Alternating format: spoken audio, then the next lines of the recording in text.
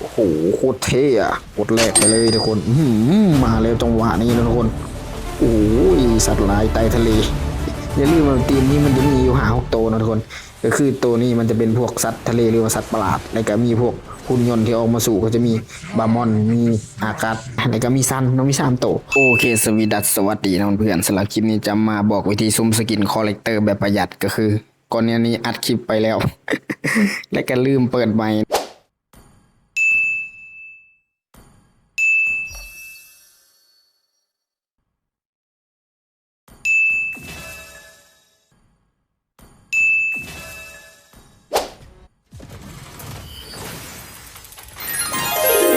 เดี๋ยวคลิปนี้จะพามาเบิ่งว่าสกินที่เขามาแม่งโคตรอลังการเลยเนาะแต่มีหลายตัวให้เลือกเลยบอกว่าจะเป็นเลลี่นะทุกท่านหรือว่าจะเป็นอาดัตคอลเลกเตอร์ตัวนี้ในเมื่อก่อนเป็นสกินที่ว่าโคตรนิยมนะทุกคนแล้วก็แบบโอ้แย่งกันซื้อเลยนะบอกว่าจะเป็นออโรรานะทุกคนโอ้โหเอฟเฟกต์แม่งโคตรจะดีเลยนะสกินนี้นะ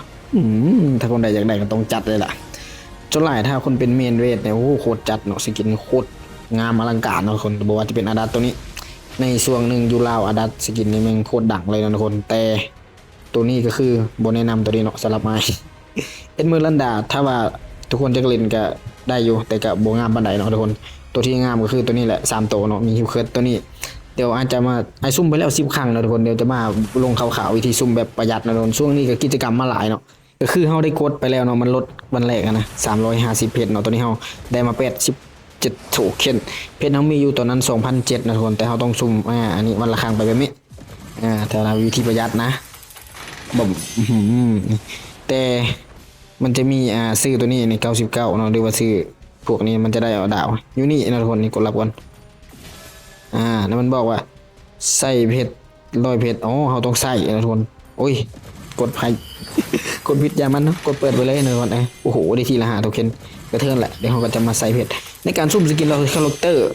แต่ทุกคนมันสามารถใส่เพชรแล้วก็ใส่ดาวได้โอ้มันให้ใส่100เพชรแต่เพชรเรามีบ่ฮอด100ตัวนี้มันมีหลายวันอยู่เนาะเดี๋ยว6 วันโอเคมื้ออื่นเราค่อยใช้เพชรซุ่มก็ได้เพราะว่าเราเติมรายอาทิตย์ไปนะทุกคนไอดีนี่เขาเติมรายอาทิตย์นี่ยังเหลืออยู่25 วันแล้วที่นี่รายอาทิตย์เราจะได้อยู่มือละ20เพชรในกล่องนี้ก็มือละ10ดาวออโรราเอามาซุ่มนี่แหละนะทุกคนซุ่มแบบประหยัดตัวนี้ไอมีอยู่100 กว่าโทเค็นเนาะแต่ได้ใจก็โอ้เดี๋ยวกดสัก450เนาะทุกคนให้เพื่อนเบิ่งซะสักครั้งหนึ่งบางทีออกสกินเลยนะได้เท่าไหร่นะถ้ามันได้ครั้งละ100เนี่ยมันก็ดีแต่ว่าได้คนน้อยนะทุกคนนะอันนี้ได้หอดปะเบิ่งสมมตินับไปเบิ่งนะโอ้ได้ออกสกินซ้ำได้16เนาะ15 35 โอ้ก็เกือบ100มาเลยทุกคนอุ้ยได้มา200ก็เฮาขาดอยู่อีกหลายร้อยอยู่ตัวนี้ละ720นะทุกคนแต่ถ้าแบบทุกคนแบบ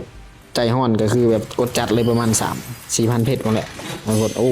ได้สกินซ้ำอีกถ้ามีสกินดีถ้ามีสกินหลายแบบนี้นะเนี่ยเฮาได้สกินซ้ำแล้วเราก็จะได้ตอนนี้เฮาได้มา300นะทุกคนกดอีก500เดี๋ยวเฮากดให้มันใส่ไปเบิดเลยก็เดี๋ยวจะบ่พอเท่าไหร่เดี๋ยวเฮาจะซุ่มไปวันละครั้งไปนะทุกคนรอบนี้บ่ได้สกินวะตุ่มกดรับกดรับกุญแจถ้าเฮาซุ่มแล้วมันจะได้กุญแจอยู่นี่ประหยัดไปอีกแบบนะทุกคน โอ้ประหยัดไปอีกแบบนะเนี่ยเขาใส่400จัดไปเพราะเขามี2,000ป่ายเลยเด้ทุกคนเราเก็บสะสมไปเรื่อยๆตัวนี้ได้มา500เลยนะเราต้องซุ่มไปอีก53 90โอ้ถือว่ายังโดนอยู่เลยสิได้อีกนะได้สกินซ้ำอีกรอบนี้ได้สกินจอยซ้ำตัวนี้เขาก็ได้600ขาดบุหลายนี่หว่าทุกคนน่าจะได้เล่นเลยนะเนี่ยเดี๋ยวไปเอาเพชรเขาก่อนนะทุกคนเพราะว่ามันให้ใส่100เพชรนะทุกคน100เพชรแหละมันจะได้อยู่นี่เดี๋ยวถ้าเอาเพชรเขาแล้วเขาจะมาซื้ออยู่นี่นะทุกคนเอาเขาบุหลายนะทุกคนสกินถือว่าเบิ้ลบุหลายรอบนี้เพราะว่าไอมีสกินซ้ำอะไรก็มีดาวเขาสามารถใส่ดาวซุ่มแบบนี้ได้นะโอเคมาเดี๋ยวเรามาลุยต่อนะทุกคนก็คือตัวนี้เพชรไอมีอยู่300 กว่านะทุกคนแล้วหลังจากไอซุ่มไปแล้วไอลืมเบิ่งที่จริงมันมีวิธีประหยัดอยู่นะทุกคนก็คือแบบตัวนี้นะทุกคนนี่เนี่ยใส่เพชร100เพชรนะทุกคนแล้วก็ใส่250เพชรใส่500เพชรล็อกอินแล้วก็เป็นภารกิจอยู่นี่เขาจะได้ซุ่มฟรีมาเลยเนี่ยรวมๆมาเลย1 2 3 4 5 6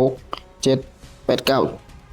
หลายนะทุกคนซุ่มฟรีนะแต่ว่าเขาอ้ายผัดใส่ดาวนะทุกคนเสียดายถ้าเข้ามารอบแรกใส่เพชรแค่500เพชรก็ได้ซุ่มฟรีไปบักหลายๆนะทุกคนอย่าลืมเข้ามาสังเกตอยู่นี่เนาะตัวนี้ไอผิดพลาดไปละแต่เขาจะมาเอาตัวนี้เขา เอาเติมแพ็กเกจตัวนี้นะทุกคนนี่แพ็กเกจตัวนี้เอาเติมเข้ามา2แพ็กเกจตัวนี้อย่าลืมสำหรับคนใดสนใจนะทุกคนพร้อมๆเนี่ย2แพ็กเกจตัวนี้ไอ้ได้เติมเข้ามาเลยทุกคนตัวนี้ก็ไอ้ครับเติม2แพ็กเกจตัวนี้นะทุกคนมาเดี๋ยวเรามาเอาสกินคอลเลกเตอร์กันนะเพื่อนๆก็คือตัวนี้มันบอกให้ใส่เพชรนะทุกคนเรากดใส่เพชรบวกกับดาวจะใส่เพชรอยู่225ดาวอยู่275กดตกลงเฮ้ยพอเลยทุกคนยังบ่พอนี่วะมัน700ซาวมันวะเฮ้ยได้สกินยังได้สกินซ้ำเฮ้ยมันแหลกได้เลยวะเฮ้ยมัน700ซาวยังบ่ได้ ก็คือเขายังขาดอยู่ทุกคนขาดบ่หลาย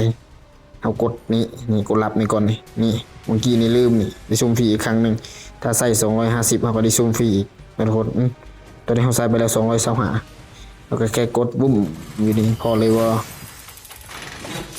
พอเลยว่าตอนนี้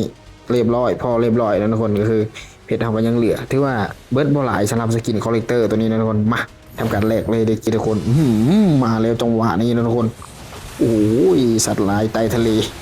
อย่าลืมว่าทีมนี้มันจะมีอยู่5-6ตัวนะทุกคนก็คือตัวนี้มันจะเป็นพวกสัตว์ทะเลหรือว่าสัตว์ประหลาดแล้วก็มีพวกหุ่นยนต์ที่ออกมาสู่ก็จะมีบามอนมีอากาศมีซันมี3ตัวส่วนตัวนี้ยูเคิร์ดแล้วก็มีไอตัวแบกเรือนะทุกคนโอ้โหโคตรเท่อะสุดจัดเลยนะทุกคนมันกับประหยัดอยู่ไอ้เบิร์ดโบหลายบันไดนะทุกคนเพราะว่าไอ้มีดาวออโรราอยู่กับ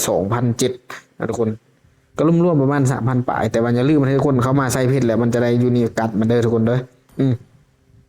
แล้วอีกบอลหนึ่งนะทุกคนยูนิเดี๋ยวอาจจะมาเปิดตัวนี้นี่ให้ทุกคนซื้อรถเนี่ยเอาเพชรซื้อบึ้มทุกคนจะได้มาลอยซาวเห็นบ่กำไรแล้วก็ซื้อวันละ10ไปนะทุกคนก็คือได้กำไรมาเดี๋ยวเอามาใส่ซะเลยตอนนี้โอ้โหนักข่าวอยู่ใช่จะไปจัดมันซะแล้วนะทุกคน อันนี้ก็จะลืมฝากกดติดตามมันเป็นซ่องใหม่ของเฮานะทุกคนโคตรเท่เลยอันนี้คลิปแทบสิบ่มีคนเบิ่งแต่ก็ลงมาให้ตัวเองเบิ่ง